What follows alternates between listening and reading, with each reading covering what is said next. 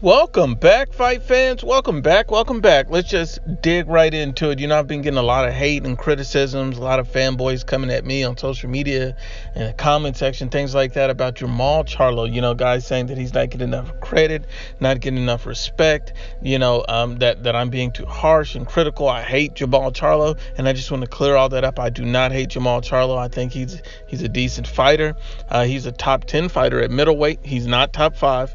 And at the end of the day, Jermall Charlo name should be Jermall the Tune-Up Charlo. And the reason why I call him the Tune-Up is because, he fights nothing but tune-up level opponents.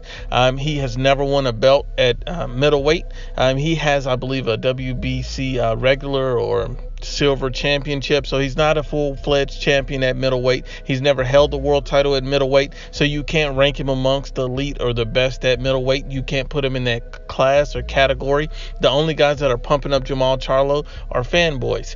And at the end of the day, you're not a fanboy because you're a fan of Jermall Charlo. You're a fanboy because you ignore the facts about Jermall Charlo. Now, when you look on the reverse side, a lot of people are saying that Canelo Alvarez, coming out with videos, the LDBC and these wannabe LDBC channels, these fanboy channels, these channels that hate on Canelo Alvarez, come out and say all these biased things about, Canelo Alvarez is ducking Jermall Charlo. So I just want to set the record straight and be honest and unbiased as possible. And to be honest about it, Jermall Charlo is a good tune-up fight for Canelo Alvarez, and I see that fight being called eventually by the WBC. The WBC is going to have to call that fight at some point. They didn't call it last year. They're going to have to call it this year. They're going to have to call that fight. Canelo Alvarez is looking to unify the division, and while Canelo Alvarez is looking to unify the division, he's going to need a tune-up fight. He's going to need a tune-up challenger, and who's better at a tune-up challenger than Jermall the Tune-Up Charlo? Jermall Charlo is no more than a tune-up fighter for Canelo Alvarez. He's not a serious threat to Canelo Alvarez. He's not a dangerous opponent that Canelo Alvarez should be worried about. Let's just take a look at this and break this down. Jermall Charlo has 28 wins, no losses with 21 knockouts. He's 28 years old, so he's in his prime right now. He's 6 foot tall with a 73.5-inch reach, and he struggled against Matt Korobov.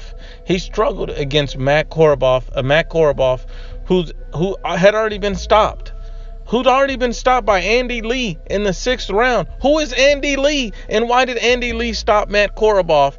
But yet, Jermall Charlo arguably went life and death with Matt Korobov. I thought he lost to Korobov. But if you had Jermall Charlo winning, fine.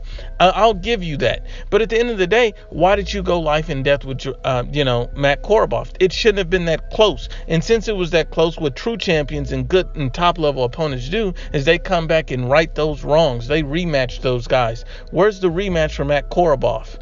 Where's the rematch? Because instead, Jermall Charlo is looking to take another tune-up against another C-level opponent. At the end of the day, you only need tune-ups when you're preparing for big fights. What big fights have Jermall Charlo been in? Prior to Matt Korobov, he fought a Hugo Centeno Jr., which he stopped in the 2nd round. I would give him credit for that, but the problem with that is Hugo Centeno Jr. was stopped before that fight by Magi Sulecki in the 10th round. So at the end of the day, Hugo Centeno Jr. was another tune-up. You have to understand, and you have to be unbiased.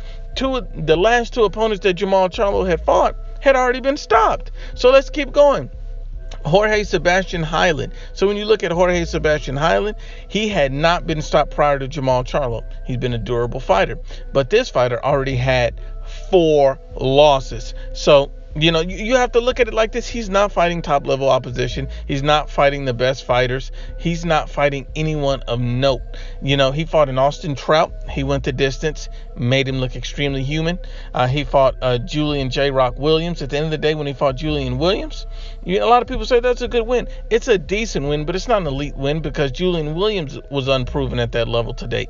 And so at this point, Julian Williams gets another crack at a belt against a Jared Swift Hurd coming up, and we'll see how well Julian Williams does in that fight, because Julian Williams end up going 5 rounds with Jermall Charlo. How will Jared Hurd handle it? Has Julian Williams progressed? At the end of the day, these guys are just unknown contenders on the rise and the come up. Austin Trout was well past it by the time he fought Jermall Charlo, and yet Charlo couldn't get him out of there. Austin Trout has 5 losses on his resume. Austin Trout has been stopped by a Jarrett Hurd.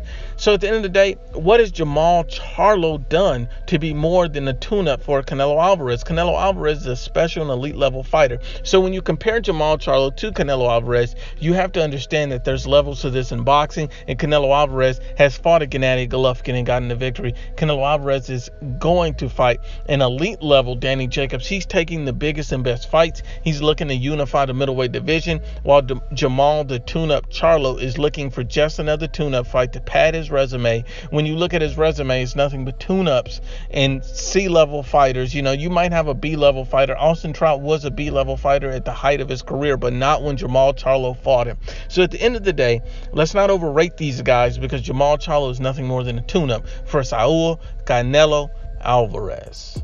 Once again, unbiased as always, it's the IBFP. Please share, like, and you must absolutely subscribe.